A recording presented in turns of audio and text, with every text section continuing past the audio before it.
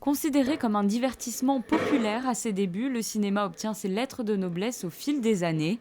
Le cinéma d'auteur, comme certains aiment le nommer, mais également le cinéma dans toute sa globalité, devient un questionnement métaphysique à part entière, par le jeu du mouvement, de ses acteurs, mais aussi dans l'écriture des scénarios. La rencontre entre les disciplines de la philosophie et du cinéma était justement au cœur de cette conférence. Je me suis dit, au fond, la rencontre qui précède toutes les infinies histoires de rencontres, la rencontre qui s'opère au cinéma parce que c'est du cinéma et parce que c'est pas autre chose, c'est pas de la littérature ou de la musique, eh bien c'est la rencontre entre des regards. Voilà, c'est ça que le cinéma travaille. Et donc c'est un montage, c'est une greffe de regards qui se croisent. Et c'est ça, c'est une rencontre entre des yeux qui se regardent. Le réalisateur Luc Dardenne a souhaité revenir quant à lui sur la rencontre entre l'œil de la caméra, le jeu de l'acteur et la vision du spectateur.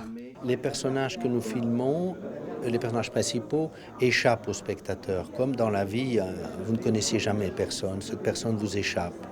Elle existe en dehors de vous. Elle ne peut pas être seulement la réalisation de vos fantasmes. Ou alors ça, vous commencez à la nier et à la détruire. Ça, vous pouvez le faire puisqu'elle vous appartient dans vos fantasmes, alors là, vous en faites ce que vous voulez. Mais sinon, une personne est, comment vais-je dire, extérieure à vous. Elle existe en dehors de vous.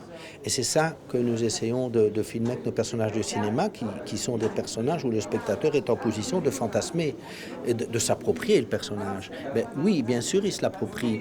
On est dans les conditions pour le faire dans une salle de cinéma obscure, à grand écran. Vous vous identifiez, vous êtes absorbé par le personnage. Bon.